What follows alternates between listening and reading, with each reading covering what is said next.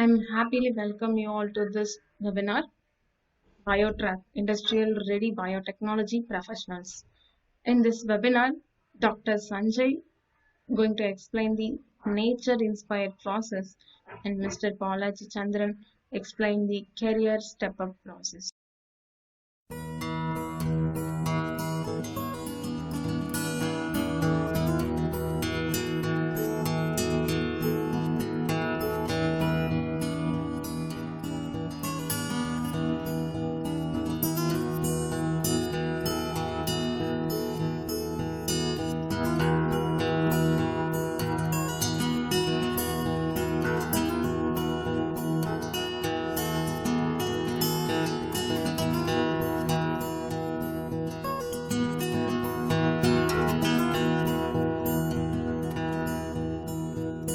Dr. Sanjay Nagarajan going to explain about the topic nature inspired process.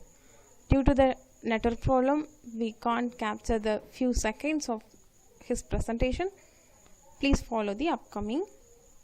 A biotechnology professional is unique, I would say, because you are at the cusp of understanding both engineering and biology, which most people cannot do. So you're going to use these skills that you acquire during your college years, and you can then apply those in the industry to get solutions out. So what solutions and where does it start?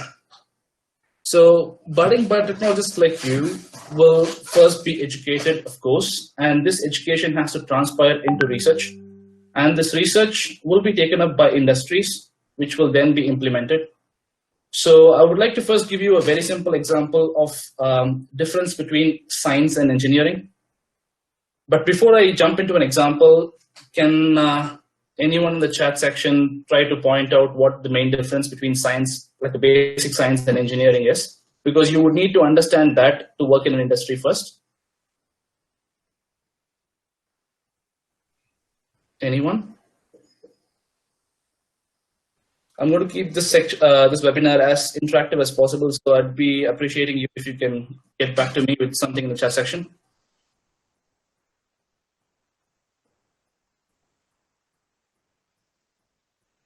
Yes, someone said science is learning new concepts. Yes, it is learning the concepts, but not necessarily new, because the basics of science is always going to be the same. But new concepts can be developed using the basics of science, yes. Yes, engineering is, of course, the application of the concepts, but there's more to engineering, which is very critical.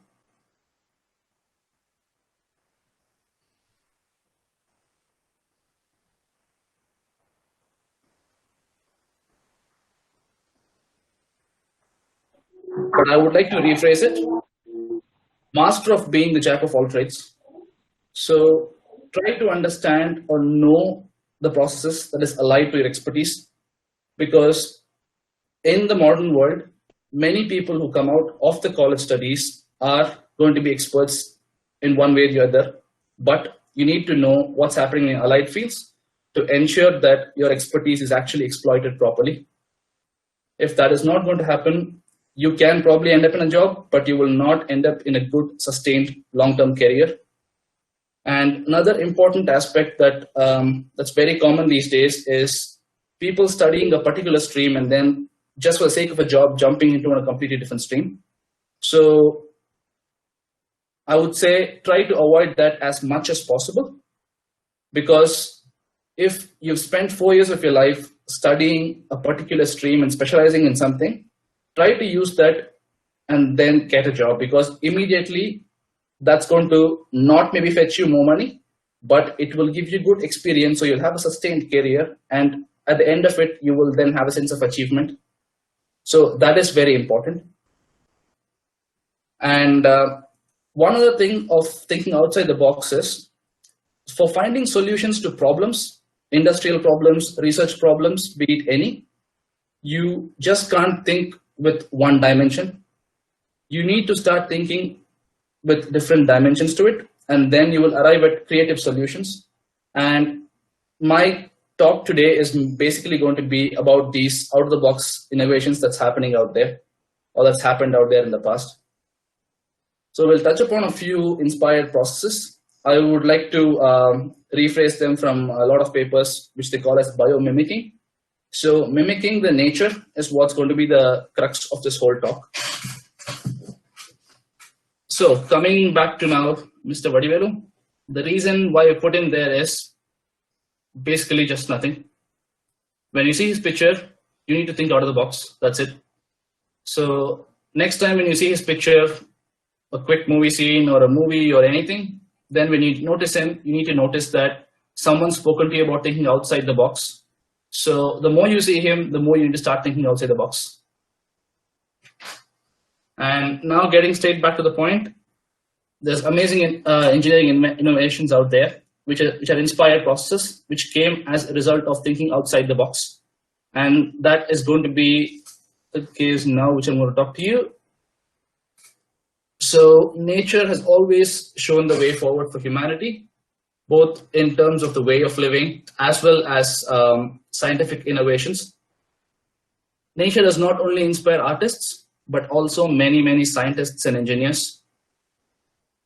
So the next few slides will be a few examples, and I will be digging deeper into a couple of examples, which are my areas of expertise. And later on, we can have a question and answer session if required and if people are interested. So now moving into the first example, and I would want people to respond here as well. What's this bird?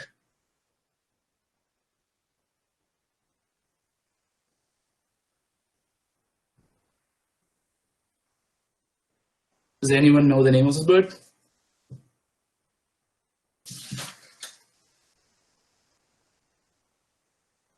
Yeah, that is correct, kingfisher. So what do you think the kingfisher has inspired?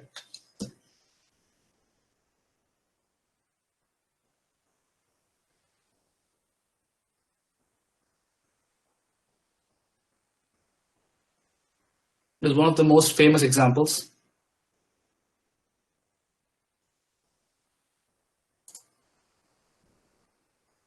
So the kingfisher has actually inspired, yes, yeah, that was right, bullet train.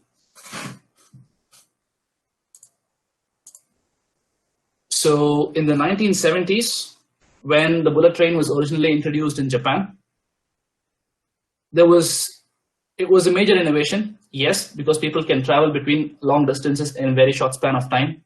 But what happened there was, with the technology they had, they couldn't go to higher speeds because of a couple of reasons. One is energy consumption, because to reach higher speeds, you need to pump in more energy. And the second point there is the noise. At high speed, what happens is, I see come in a very popular trademark. Yes, it is very popular trademark. Yes, indeed. For wrong reasons as well. So yeah, getting back to the slides here.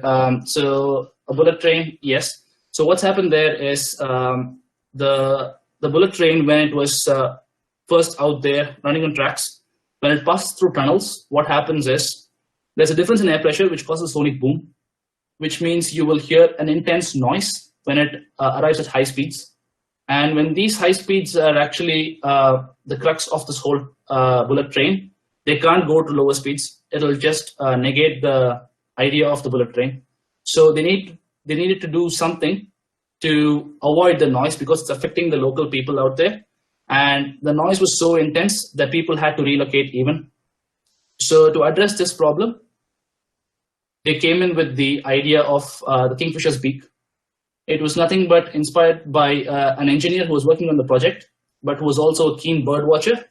So while watching the kingfisher glide between different phases of water and the air at high speeds, but smoothly without any noise, they then tried to transpire this nature into the process of the bullet train engines. And then all modern bullet trains that you see currently can go at much more higher speeds than what it was before. And the energy consumption is a lot lower as well, which means, like in Tamil Nadu, we say, "Ore kalla rendu manga." And the next one, a cow or to be very specific, a cow's stomach. So what has that inspired?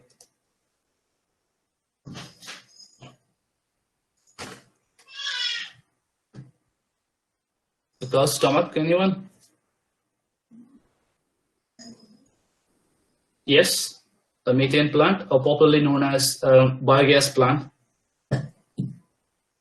So what happens here is anaerobic digestion. Again, one of the reasons I'm putting these slides about anaerobic digestion here is it's my area of expertise, and it is also outside the syllabus in biotechnology mostly.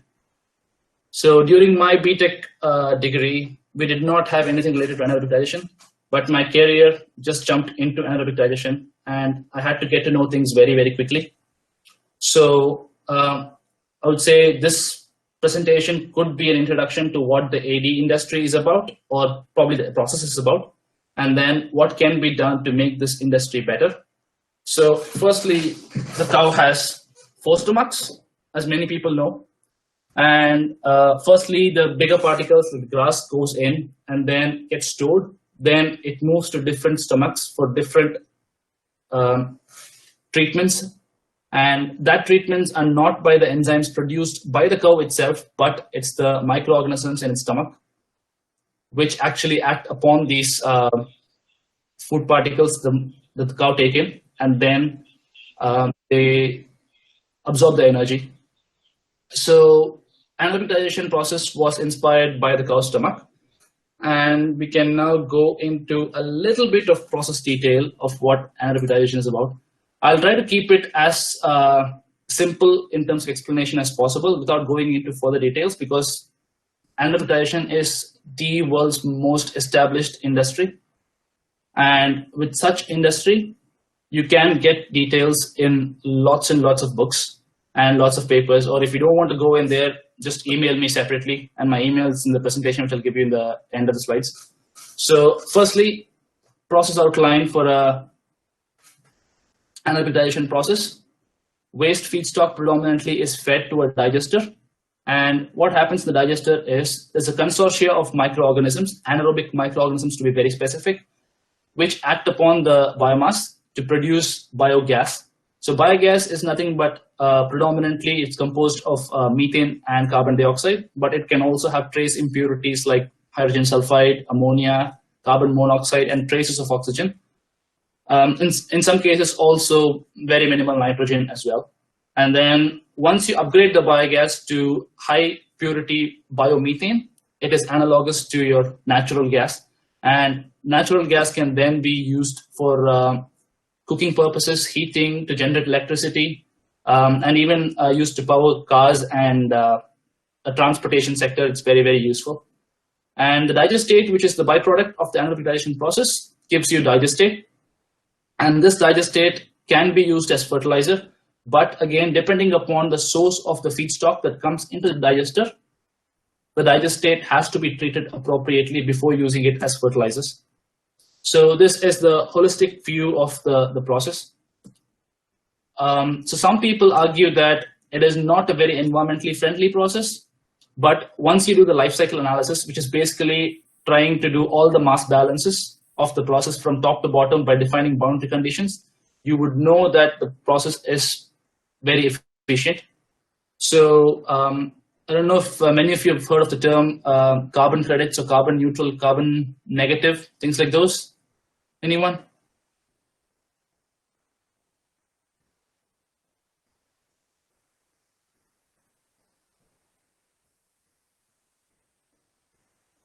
Right. It's basically writing a mass balance for the carbon to know what's happening. Because as I mentioned in my first slide, the major problem for the industry or globally is climate change, and emissions of greenhouse gases are probably the predominant causing or the factors causing it. So with biogas, as I said, you get carbon dioxide as one of the major products. So if carbon dioxide, being a greenhouse gas, is produced from this process, why do you think this process is actually beneficial, and why is it established globally so well?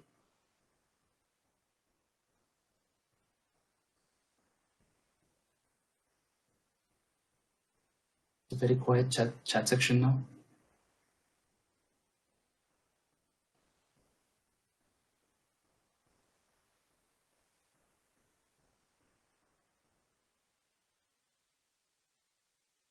Anyone? Yes. Okay. So the feedstock that goes into the digester is basically waste feedstock. As you can see, the biomass, which is nothing but plant wastes or crop wastes, are predominant feedstocks for anaerobic digesters. So if that's the case, then once you produce the biogas, the carbon dioxide that's going to be emitted out in the flue gas will be taken up by the plants again. So it's a complete circular process. There's no excess emission of carbon dioxide into the atmosphere. And that's what a life cycle analysis can tell you, whether the process is beneficial or not. So once that carbon dioxide is taken up, the process becomes carbon neutral. But what also needs to be focused there is carbon, not just carbon dioxide, but methane. Methane itself is a much more dangerous greenhouse gas than carbon dioxide. So when methane is burnt again, you end up getting carbon dioxide. So from a very high potential greenhouse gas like methane, but also a very good fuel, you're ending up with a much less potent carbon dioxide. So again, carbon dioxide can be taken up by plants for their photosynthesis process, but methane can't. So for that particular case, this process is very beneficial. And it's actually quite interesting in industrial scales, because in lab scales, what you do are predominantly batch processes, but industries, it's always continuous processes for anaerobic digestion. It's one of the processes that's always been continuous, because you can't do a batch digestion in industry because that takes up a lot of cost.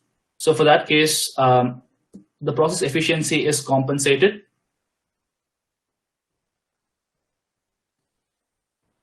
So someone's asked about septic tanks. Yes, you get methane out there as well, but the problem with septic tanks emission is the gases being exposed to the atmosphere. So there is a similar problem for anaerobic digestion as well. So mostly in European countries, what happens is there is a regulation or a policy which states that the digestate, which is the byproduct of anaerobic digestion, can't be used as fertilizer during the winter months. Because with the excess of rainfall in European countries, what happens is the digestate, when spread in the land, will leach its nutrients into the water bodies. But because of that, it has to be contained. And when it's contained, there is no regulation to say whether it has to be capped in the top or not. So if it is not capped, predominantly because of the costs involved in capping the whole tank, there is emissions of methane to the atmosphere. And in Europe specifically, what happens is 50% of all the agricultural emissions that happen to the atmosphere are from digestate mismanagement. And because of that, there needs to be alternate ways to deal with this. And the same way, the septic tank emissions as well. So septic tanks, when it's actually open and exposed to the atmosphere, that's where the methane, and some cases probably ammonia as well, because it's got some amino acids and proteins coming through in the sewage. So those things are actually potent when it's exposed. But when it's contained and the gases are just let out properly or treated properly, then it is not an issue, which I don't think will happen very efficiently, very frequently as well. But septic tank emissions, yes, it is a problem when it's exposed to the atmosphere. And just to give you a trivia, the world's first biogas plant was built in Bombay, or currently Mumbai, in 1859.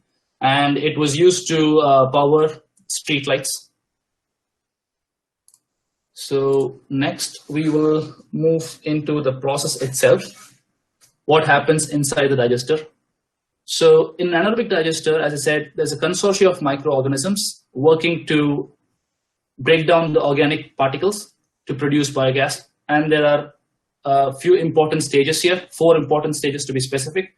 The first one is hydrolysis, where the lignoscellulosic biomass, or your waste organic matter, otherwise in terms of sewage sludge, is broken down to smaller particles. So when it's carbohydrates, it's broken down to monomer sugars. So example is cellulose to glucose, or your proteins to amino acids, or your fatty acids to lipids. So lipids to fatty acids. So this way the smaller particles are being formed, and these smaller particles will then be used to produce acids, specifically volatile fatty acids like acetic acid, butyric acid, valeric acid, things like that. But all of these acids will end up in the next stage as acetic acid by the process known as acetogenesis. And then this acid will lead to the final formation of the biogas mixture. But also, as I said, the byproducts could be ammonia and things like that. But because the predominant mix is going to be methane and carbon dioxide, more focus is in there. So there are different classes of microorganisms that you can see here that act upon the biomass to produce biogas. And biotechnologists, you know how important temperature, pH, and inhibitors can be to microorganisms. So when there's a consortia operating, there needs to be a natural balance between the microorganisms in the consortia to keep the process going.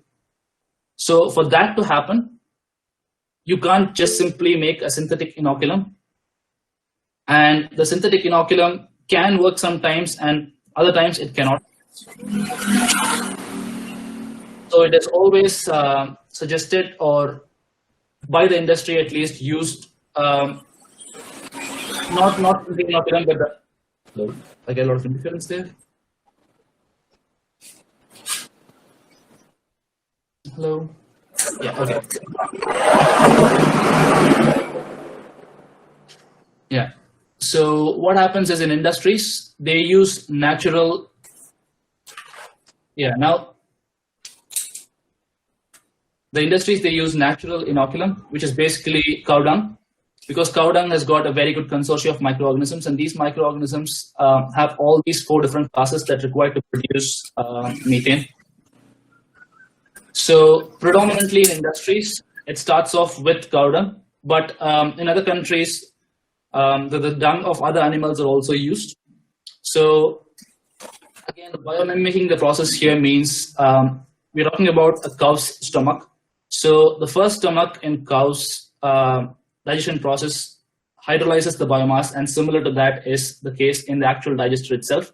And the same way you get all the processes, but maybe not acetogenesis and acetogenesis, because you end up, the cow ends up absorbing all the nutrients in terms of the monomers. But in this case, we divert it towards biogas production. So there are a few different classes of microorganisms here. And as I mentioned earlier, the parameters that are important to operate this, as you would know, is pH, temperature, and inhibitors and things like those. So to start off with, we can go into a few different parameters which control the whole AD process. This is not just in the lab scale, but also in the industrial scale. So first thing, importantly, would be the feedstock type. So if it's a wastewater treatment industry, you will have sewage sludge, which is the predominant feedstock that goes in for digestion. There are a few important reasons why the wastewater treatment plants use sewage sludge for producing biogas, because when the wastewater comes into the plant to get treated, the discharge limits for wastewater are quite strict, so it needs to go out according to those limits. For that to happen, the COD and BOD in the wastewater has to be cut down. Just before I move on, does everyone know what COD and BOD are? Chemical oxygen demand and biological oxygen demand.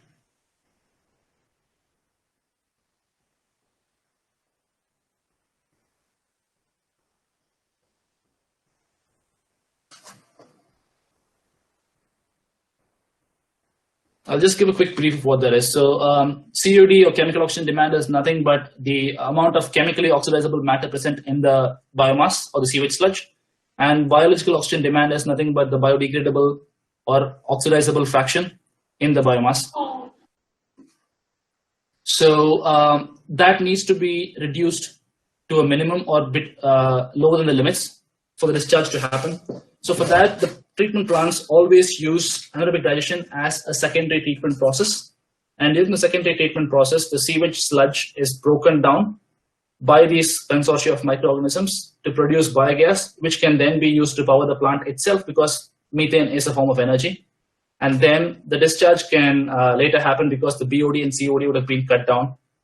And one of the important reasons why wastewater treatment plants use sewage sludge as feedstock for biogas production is because aerobic treatment process will not lead you to any energy process, but it's more energy intensive rather than giving you energy.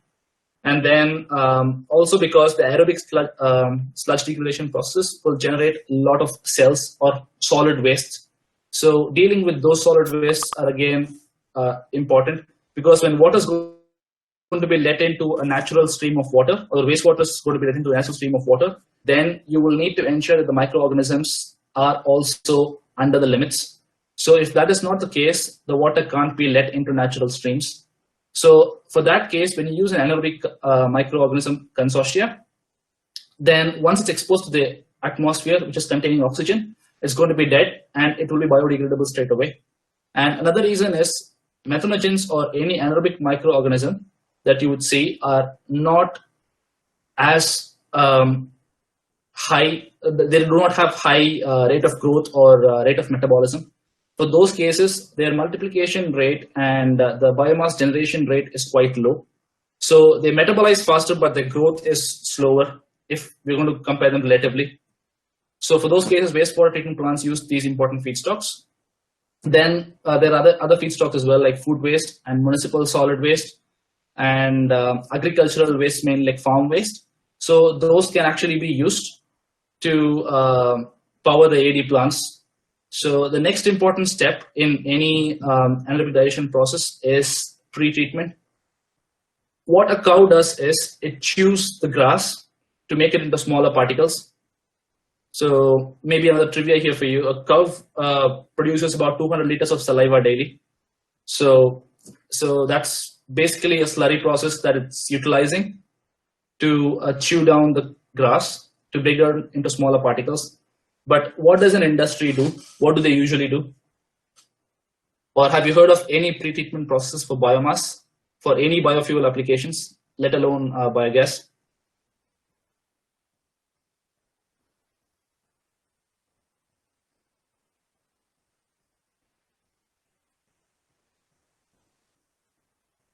Yes, of course, answer the milling. So milling is a very common procedure that people use, yes. But there's also downsides to it, because the energy consumption that's going into milling is considerably higher. And when that happens, people don't pretreat the biomass itself. They would just throw in the digester. Enzyme treatment, yes, but in a research level, it is useful. But the cost of producing enzyme in big quantities makes it a big hindering factor in terms of AD plants, because AD plants, we're talking about quantities like tons per hour, but lab scale, we operate in milliliter scales. So for lab scales, enzyme treatment and any biological treatment is very good. Even chemical treatment, it is scalable. But biological processes or pre-treatment process, to be specific, are not that scalable yet. Physical treatment process is the most common ones, which includes milling. So when it's a very recalcitrant biomass, like an agricultural residue or grass or straw or things like that, it needs to be milled down because it exposes the fiber fractions in the biomass to the microorganisms. So when the amount of biomass is exposed, or the amount of biomass or the density of biomass is exposed to your microorganisms, then its rate of hydrolysis becomes faster, which means it also helps in higher methane production. But without pretreatment, there might not be as much biogas. But when you calculate the energy balance, the energy going into the process has to be lower than total energy produced, or the net energy gain has to be positive. So for that to happen, you would have to ensure that a pretreatment process is less energy intensive. So that is one of the research areas that industries are looking into. And the other one is a very common biotechnological term, temperature and its effect on microorganisms, as you would know, mesophilic and thermophilic. But current research is also happening in psychrophilic process, which is nothing but temperatures lower than 20 degrees. So in cold countries mostly, digesters have been tested in these temperature regimes to see what the biogas production rate is and if it's even feasible at all. But I would personally think that that is not going to help, because with the methanogens being slow growers and metabolizers, the amount of methane you're going to produce at infinite time might be the same, but for quicker generation rates, it might not be feasible. So a mesophilic range or thermophilic range is much, much better. So someone's asked me here how to measure COD and BOD level in water. So you've got basically test kits for that. So COD is nothing but the chemical oxygen demand. So once you've got the organic matter, you're going to digest the organic matter or oxidize it, and then based on your standard, you're going to compare it. So the common oxidizer is potassium chromate. So you use chromate as the digestion agent in acid, and then digest the organic matter, and then measure how much of the product is being formed, and then you back calculate of how much oxygen would be required to oxidize the matter. And in terms of BOD levels, it is a time intensive process. It takes about 5 days. So they inoculate a microorganism in dark conditions and then oxidize the initial organic matter, and then determine how much was lost. And by that means they could determine how the BOD is performed. There are interesting videos of how BOD and COD could be calculated, or analysis could be performed in the lab, which I can share later on if someone's interested. But I think we're running out of time here, so I'll just move on quickly to the next slide. Before finishing this, I've got a few more points on the slide as well, yes. So retention time is another important factor, or residence time, as you would know. So residence time is key, because you want the microorganisms to break the biomass. You just don't want the process to be partially fulfilled, because then in that case, the feedstock that's going in will come out pretty much as such, and the process efficiency will be much, much lower. So typically for biogas production process, if you're using agricultural residue as your feedstock, then your residence times are about 4 weeks. And that is predominantly because of the methane producers, or the methanogens as they're called. And their doubling times are very, very low. Oh, sorry, very, very high. So some can be even 7 days, some can be even 14 days. So for those days, for those reasons, it has to be in there for quite a long period of time.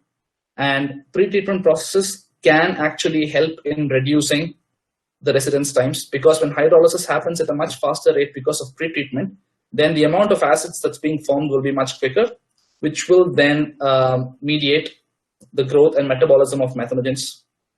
The next important factor here is pH. And we've got 4 different classes of microbes working in synergy in an AD plant. So typically the AD plant should work within the range of 7 to 8, but the optimum pH for the growth and metabolism of the different classes are different. So for example, the hydrolytic bacteria work well at a pH range of 5 to 7, and methanogens work in the pH range of 7 to maybe 8.5. But because all of these processes overlap at between 6.5 and 7.5, most digesters operate at this natural pH. And in most cases, unless the feedstock is very easy to digest, you don't need any pH adjustment at the beginning. Say, for example, you've got food waste as your feedstock. Food waste is already processed waste, which means the amount of sugars in there are accessible by the microorganisms. And if it's being accessible by the microorganisms, then the amount of acid production will be high. If the acid production is going to be high, then the pH will drop in the digester to about 5 or even 4 in some cases. And at this point, the methanogens will stop working and the digester will fail. So there'll be no biogas, but you'll probably end up with ammonia and some hydrogen and a lot of acids in the digester itself.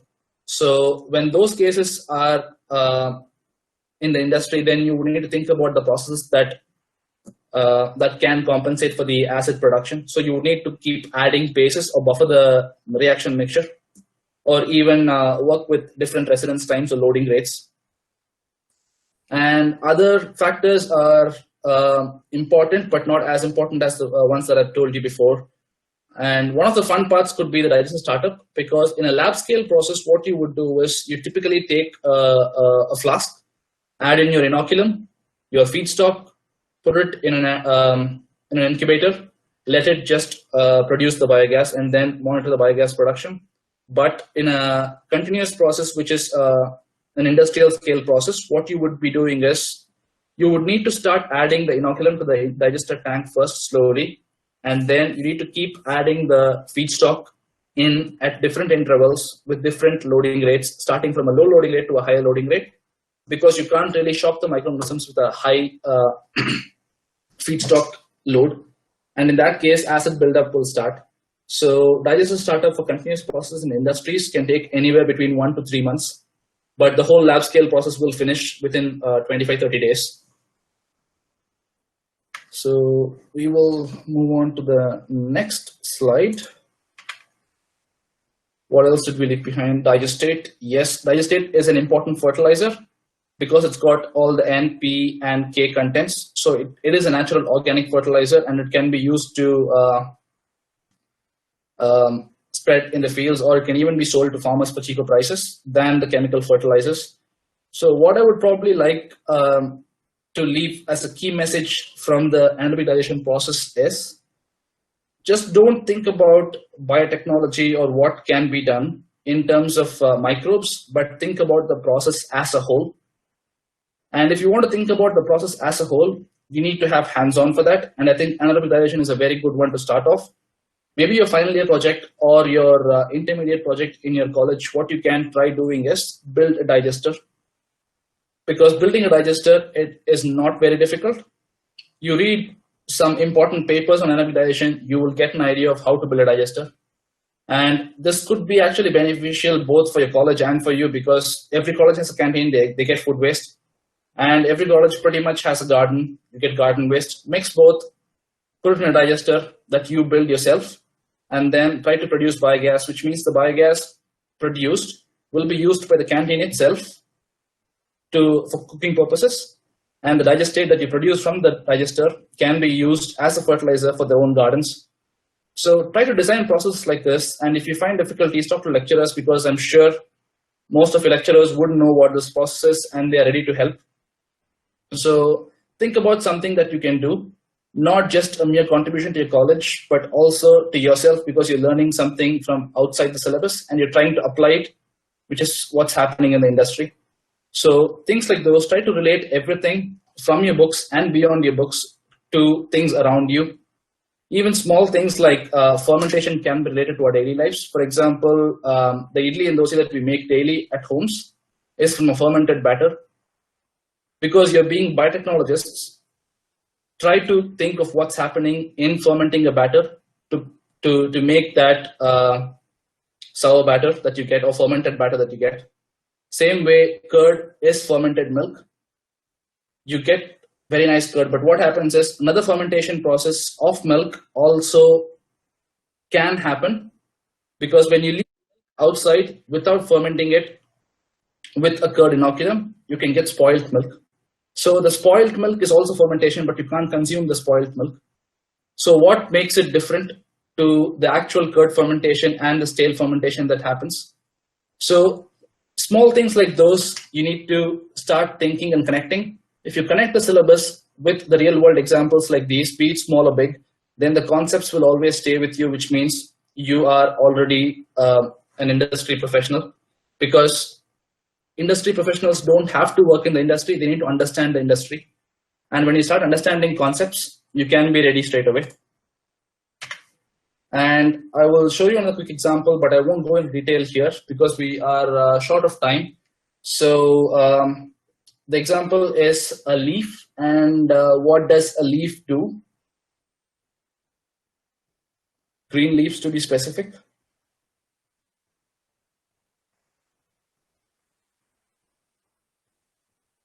Yes, photosynthesis. So what is that which is inspired by the leaves?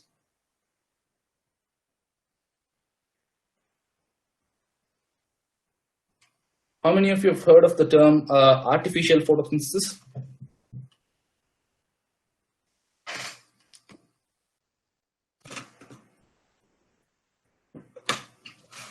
Or just putting the term the other way, can photosynthesis be performed artificially.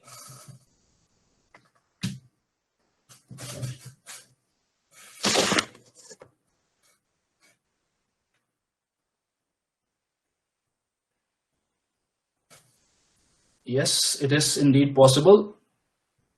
So what happens in a typical photosynthesis process, as you would know, the chlorophyll pigments absorb the light and it induces energetic reactions, which means water is oxidized to oxygen, and the reduced part, which is nothing but the H plus of the protons, is stored as NADPH, which is the hydrogen equivalent. And the carbon dioxide during the dark times will absorb the NADPH or react with it in terms of chemistry, if you want to call it, or biochemistry, to produce the biomass of sugars. So that is a typical photosynthesis process in plants or the green leaves. But artificially, this has been replicated, and it is one of the fastest growing research areas. So, as I said earlier, biotechnologists are unique because you get to bridge the engineering and biology aspect of it. If you remember in your B.Tech degree, you would have gone through these basic electronics, basic physics. Those are actually helpful in designing the artificial photosynthesis process. So a semiconductor process or a semiconductor material, as you would know, has a band gap, and it's got two different bands.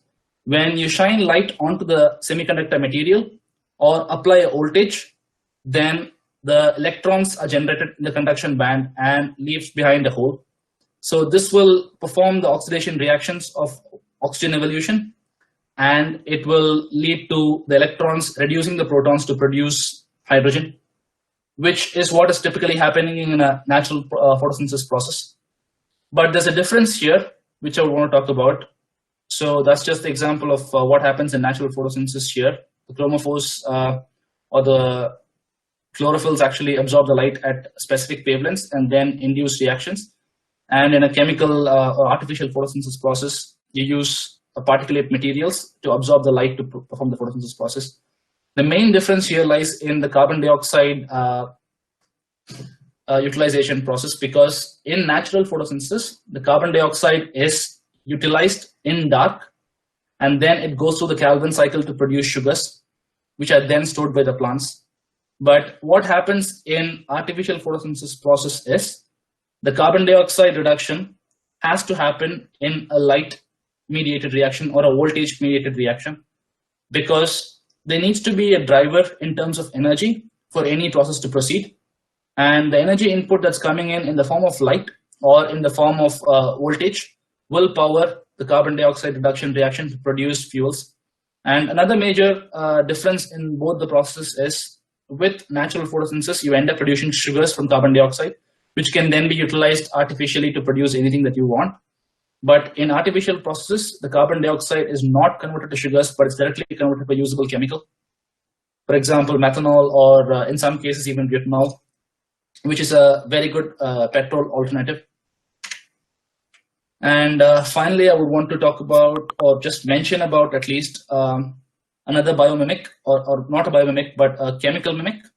So the chemical industry, or the refinery industry, as you know, is probably just running the whole world at the minute, because we are fossil fuel based and crude oil is being refined, and we get all the petroleum fractions out of the crude oil that we use for energy. But if we want to transfer that and come out of the fossil fuel maze, we would want to ensure that there is an equivalent process out there in the renewable energy side or biofuel side for that case. But what happens in the world currently is many big industries which operate with only biofuels as the products are not able to sustain. They go into losses because they can't be competitive in terms of price to the fluctuating oil price.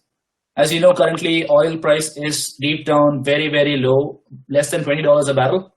But of course, in India, we've got different rules, so we've got different taxes. So petrol is high in price and diesel is high in price. But as a global trend, the crude oil prices keeps fluctuating.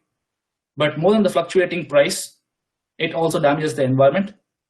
So for a renewable fuel industry or a biofuel industry to sustain, it can't just keep producing biofuels, because you will produce them at a high cost. To compensate for that, the biofuel industry has to become a biorefinery industry. This is just an example where you can use anaerobic digestion, and the digestate can be used to produce algae. And algae, for that case, if it's going to be a chlorella or some other food supplement, the food supplement will be of a higher value in terms of money, and that will fetch you the profits. So biofuel industries globally are moving towards biorefinery industries. I'm not necessarily saying they're moving into the diagram that I'm just showing you, but it's a typical example. So a biofuel industry has to become a biorefinery industry, and who has to contribute? Basically you guys, because biotechnology plays a major role. As you can see in each and every process stream that's on the slide, biotechnology has an aspect to it. And if you want to be ready, you just can't study your syllabus and write exams. You have to go beyond your syllabus, check out what you want to do. I mean, I'm talking mainly on the biofuel side of things, but there may be people out there who are interested in pharmaceuticals. There might be people who are interested in enzymology for that case, or immunology. So go out there, see what's happening outside your syllabus and how your basis of science is being applied in the industry. So that needs to be the key takeaway message from my presentation. So all I would like to summarize is just don't memorize. Don't just keep banging your head on the book and say that I can't really memorize things. It's fine. Don't memorize. Try to understand concepts, link it to real world applications. Then the concepts will stick to you. And don't be complacent. Just try to move forward as quickly as possible with multidisciplinary dimensions to your thinking. Science and technology is everywhere. Look out for it. Nature is the key inspiration for many processes. So will it be for you as well. And I've tried to introduce the anaerobic digestion process and maybe a hint of artificial photosynthesis for you. So if you want to know a little bit more about that, email me or feel free to contact your moderator to pass me the details. And finally, thank you very much. And if you've got any questions, maybe I'm happy to answer that, maybe not more than a couple of minutes. So one of the questions I've got is, will it be much more efficient than a chemical refinery? No, at this point of time, it is not the case so. And that is why many biofuel plants who are trying to convert themselves as biorefineries are failing, because you need to find a consistent feedstock supply for that. And for that case, second generation biofuels or biorefineries are much, much better because they utilize waste feedstock, and waste feedstock is endless. So you get waste feedstock in, but you need to identify processes that can add value to your process.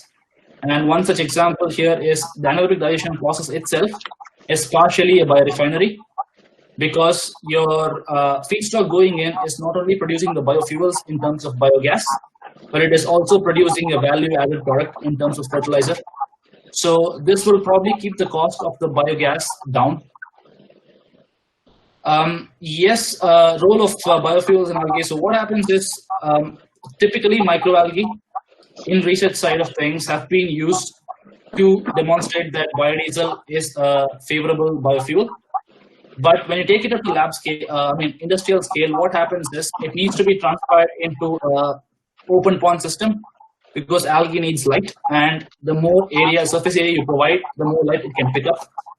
So it will be very difficult. The light is not being accessed by the microalgae. So photobioreactors are being designed for that case, and the current cost of algae biodiesel is not competitive to fuel, fossil fuel, because the photobioreactors are expensive to make. And even when you make the photobioreactors not as expensive and cheap bioreactors are available, then finding an algae to suit the actual geographic location makes it interesting. So things like those, you would need to consider it in mind. So any other questions? We will have slow reaction rate in the process. Yes, slow reaction rates, but that's not the only case, because reaction rates can be increased when you intensify the process. And there has been cases out there for that as well. So when you complement the microbial hydrolysis by a proper pretreatment process, then the hydrolysis rate can actually pick up and be very, very quick. So yes, you can intensify process. So I don't think rate is a big issue, but designing a process which is a biorefinery is critical.